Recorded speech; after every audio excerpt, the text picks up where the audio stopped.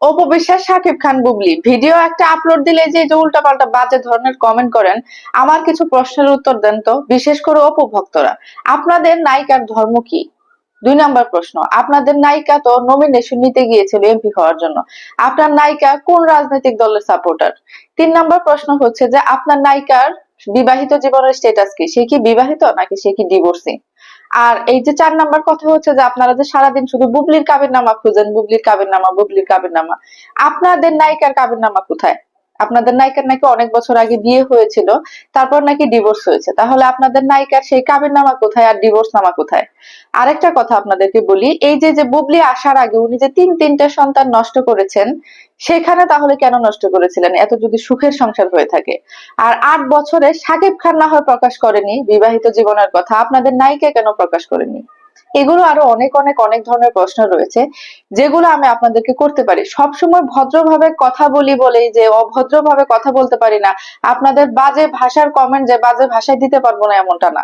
এবারও ভদ্রভাবেই বললাম যে আপনারা দয়া করে গঠনমূলক কমেন্ট করুন, সুন্দর সুন্দর কমেন্ট করুন। মানুষকে যে নোংরা ভাষা দিয়ে বাজে ভাষা দিয়ে কথা বলতে হবে এমনটা না, ঠিক না? তো আপনি কেন নিজের খেয়ে নিজের পরে উল্টাপাল্টা বকাবকি করতে যাবেন আমাকে? এরকম অনেকে বলেন যে তোমার জামাইয়ের সাথে বুবলির বিয়ে দিয়ে দাও।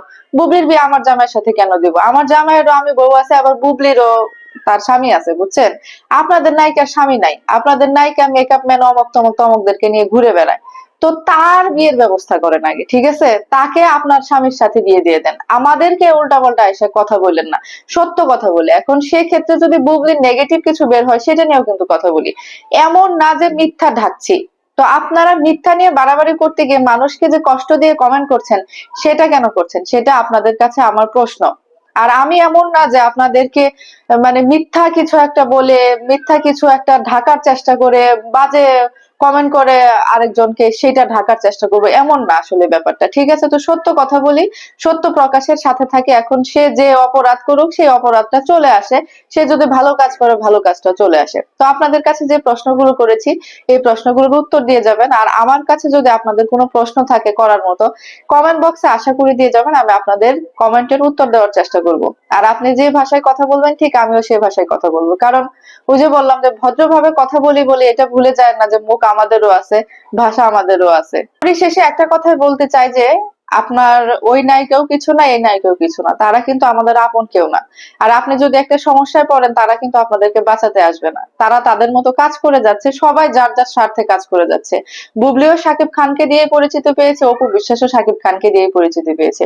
বরঞ্চ বুবলি এখন অন্য নায়কের সাথে তার পরিচিতি বাড়ানোর চেষ্টা করছে এবং অন্য নায়কের সাথে মুভি করছে, কিন্তু আপনাদের নায়িকা এই শাকিব খানের সাথে শুধু মুভি করেছে, অন্য কোনো মানুষের সাথে তেমন মুভি তার দেখা যায় না। যদিও তার বড় নায়িকা বলে দাবি করে, কিন্তু এখন পর্যন্ত তার নিজের মুভির ভয়েস সে নিজে দেয় না, অন্য কাউকে দিয়ে তার ভয়েস দেওয়াতে হয়। সেটা কথা না, কথা হচ্ছে যে অনেকগুলো মুভি করেছে, শাকিব খানের জীবনে এসেছে। এখন শাকিব খান কিভাবে তাকে ট্রিট করেছে, সম্মান দিয়েছে কি দেয় না, এটা পুরোপুরি নির্ভর করে শাকিব খানের উপর। শাকিব খান যদি অপু বিশ্বাসের উপরে কোনো ভুল করে থাকে, সে দায়ভার তার, সে দায়ভার তো বুবলির না। আপনার হাজবেন্ড যদি অন্য কোনো নারীর সাথে সম্পর্ক করে, আপনার হাজবেন্ডের কি কোনো দোষ নেই? শুধু অন্য নারীকে দোষ দিতে যাবেন? আর ডিভোর্সের পরে তো বিয়ে করতেই পারে, ডিভোর্সের পরে সম্পর্ক করতেই পারে। ওই যে বললাম আপনাদের নায়িকা তো এইটাই জানে না যে সে কি আসলে ডিভোর্সি, সে কি ডিভোর্সটাকে মেনে নিবে। 6 মাস ডিভোর্স মেনে নেয়, 6 মাস যায় বলে যে আমার স্বামী এখন আমরা গোপনে সংসার করতেছি। এগুলো কি ধরনের কথা? জানা নাই। তো ঠিক আছে বন্ধুরা, ভালো থাকবেন সবাই, সুন্দর কমেন্ট করুন, সুন্দর কথা বলুন। সুন্দর ব্যবহার যদি পেতে চান তাহলে আপনাকে অবশ্যই অন্যের সাথে সুন্দর ব্যবহার করতে হবে। মোট কথা, সম্মান পেতে হলে অন্যকে সম্মান দিতে হয়।